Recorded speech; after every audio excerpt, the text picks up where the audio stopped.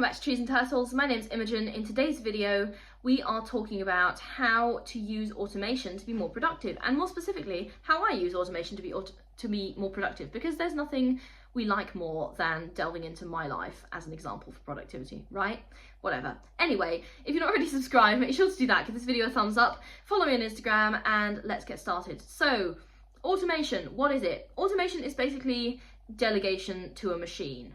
Okay, so whether that's some kind of like coded system or the robot hoover or whatever, okay, my grandparents have this robot hoover, but like for their lawn. So like it's a robot mower, and it sort of goes around and trims the grass, and sometimes I'll be at their house and I'll see it and I'll be like, oh, there's the mower again. So anyway, automation is just delegation to a machine. So that's a little description of what automation is. The first way I use it is in email and content scheduling. So in like when I have to send an email to someone, I schedule it because I'll know what I want to say and I'll write it, and then I'll be like, well, it's like 2 in the morning. I'm not going to send it now, so I'll just schedule it. Or if I have ideas, but I might want to add to it later, I'll be like, well, this is the first draft. I'm going to schedule it because it's kind of good enough to send, but I might add to it later on. So email scheduling, also content scheduling. This is the way that I've been able to be mostly, sorry guys, consistent with daily videos over the past year. I schedule emails and YouTube videos in advance, so I can do a bunch of work at once and then forget about it, and it will work in the background. Honestly, like automatic, like content scheduling has been one of the things that I am most grateful to the modern era for, seriously. Okay, number 2 is financial automation. I have automatic contributions set up from when I first started investing. I invest with Moneybox. This is not at all sponsored, this is just what I do.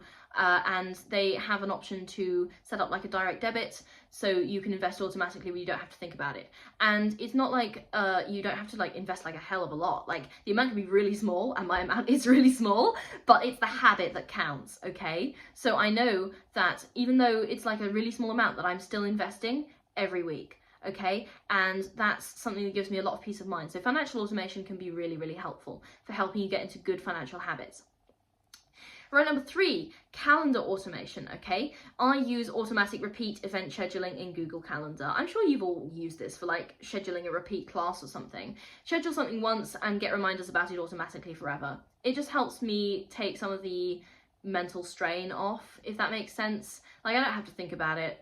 I can just trust my calendar to remind me, and it will, as long as I don't have it on Do Not Disturb, but usually it will, and if I don't, then it's my fault. So calendar automation, really, really important.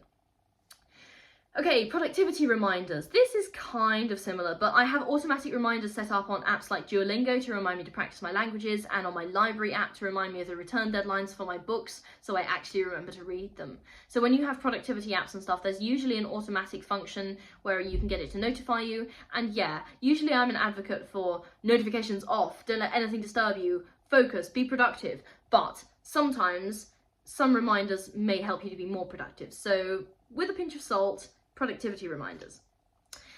Getting comfortable with delegation. Okay, this is a big one, and I want to talk about this for a little while. So like I mentioned earlier, automation is just delegation to a machine.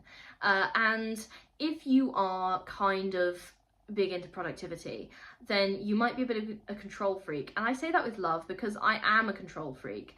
And I find it really difficult sometimes to let go of controlling every aspect of the process and actually allow a machine to do some of the work for me. But in the long run, it's beneficial, because something I actually find automation a lot easier than delegation, because delegation involves real people, and people make mistakes. Like I make mistakes, okay? But automation, machines, like they still make mistakes, but less often, okay? Like more reliably, because it's just, it's just a computer program or something. So I find automation a lot easier than delegation. But even so, it's still a little bit out of my comfort zone, because I'm like, oh, I want to oversee the whole process. So it takes practice, okay? It really does take practice. But if you can get comfortable with automation and delegation, then your life, I promise, will be a lot easier. And it works against like control freak tendencies. And I know that's difficult. And as someone who's obsessed with productivity, it's really difficult. And if you are the same, then I absolutely sympathize. But getting comfortable with delegation and getting comfortable with automation is essential to improving your efficiency. I'm sorry, like that's how it is. Like you can do everything manually forever, but you are going to be surpassed by people who have got comfortable with automation and delegation, okay? So get comfortable with it and stop being such a control freak. Okay, that's how I use automation to be more productive. If you're not already subscribed, make sure to do that. Give this video a thumbs up. Follow me on Instagram and I will see you next time. Okay, bye.